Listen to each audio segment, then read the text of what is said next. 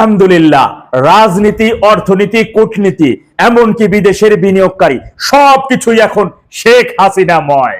কিন্তু ফ্যাসিস্ট তারেক, পাক জামাতি, জুলাই জঙ্গি, তাদের কাছেই কেবল শেখের বেটি অঙ্গিক। তাতে কি ছেড়া, দেশের 18 কোটি জনগণও যখন একসাথে কণ্ঠ মিলিয়ে বলছে তার সময় ভালো ছিলাম, এখন তাকেই আমাদের প্রয়োজন।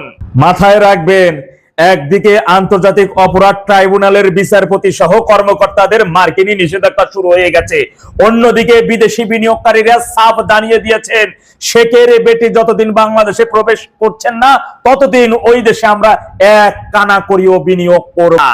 ফ্যাসিস্ট তারেকের যখন বিদেশে এবং দেশের জনগণের কাছে একেবারে নাজেহাল অবস্থা, নাকুনি চুবুনি খাওয়ার অবস্থা হয়ে আসছে, তখন সে তার নিজের বানানো একটা রিপোর্ট সামনে নিয়ে পেশ করেছেন তারই দখলকৃত কিছু মিডিয়ার মাধ্যমে। দেশের 70% জনগণ নাকি তার কাজের প্রতি সমর্থন জানিয়েছে।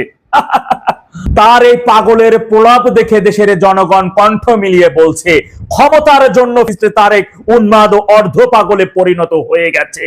যখন দেশের মানুষ বিদ্যুৎ, গ্যাস, জ্বালানি তেল, নিত্য প্রয়োজনীয় দ্রব্যের জন্য একেবারে নাবিশ্বাস অবস্থা, আবার অন্যদিকে তার 6 মাসের শাসনামলে দেশে 1800-এর অধিক খুন, ঠিক এমন সময় পাগল ও উন্মাদের ন্যায় তার প্রতি নাকি দেশের 70%-এর অধিক জনগণের সমর্থন রয়েছে। আবার নাকি বিএনপি, আওয়ামী লীগ এবং জামাতেরও একটা বড় গোষ্ঠী নাকি এই কোমর ভাঙ্গা তারেককে সমর্থন জানাইয়া বসে আছে। কনসে লাগে। কিন্তু প্রিয় সহযোদ্ধা ভাইয়েরা আমার, বিজয়ের ঠিক দ্বার প্রান্তে কিন্তু আমরা দাঁড়িয়ে আছি, শুধু একটু সময়ের অপেক্ষা। এই সময়টা অত্যন্ত সতর্কতার সহিত এবং জনগণকে আরো বেশি ঐক্যবদ্ধ করতে হবে। দেশের প্রত্যেকটা সমস্যার বিষয়, এই সরকারের ষড়যন্ত্র এবং সাদাবাজ, সন্ত্রাসী, খুনি, জঙ্গিদের বিষয়, এই সরকার যে এখন তাদের আশ্রয় প্রশ্রয় স্থলে পরিণত হয়েছে সেই বিষয়টাও জনগণের কাছে তুলে ধরতে হবে।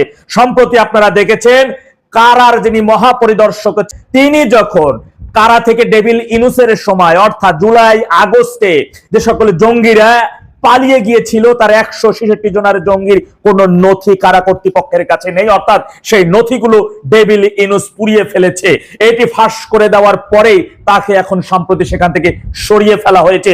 অন্যদিকে জাতিসংঘ থেকে একেবারে লাল তালিকা ধরিয়ে দেওয়া হয়েছে যে তোমাদের দেশে আল কায়দা জঙ্গিরা ঘাঁটি করতেছে, আর সরকার সেই খামখেয়ালি বা হাস্যকর ভাবে উড়িয়ে দিয়েছে।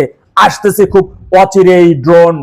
শুধু এখানেই ফ্যাসিস্ট তারেকের বড় দুর্বলতা, যেই সময়টা দেশের জনগণ আন্তর্জাতিক পর্যায়ে শেখের বেটি একেবারে আকাশচুম্বী পর্যন্ত প্রাসঙ্গিকে চলে আসছে এবং দেশের জনগণ নিত্য প্রয়োজনীয় দ্রব্য, অত্যাবশ্যকীয় জিনিস, গ্যাস, বিদ্যুতের জন্য যখন নাজেহাল অবস্থা এবং সন্ত্রাসী জঙ্গিদের বিষয় যখন দেশটা এখন পাকিস্তান থেকেও কয়েক ধাপ এগিয়ে গেছে, এমন সময় কোনো কিছু বুঝে না উঠতে পেরে ফ্যাসিস্ট তারেক তার জনপ্রিয়তার একটা খেয়ালের রিপোর্ট সাধারণ মানুষের সামনে পেশ করে দিয়েছেন।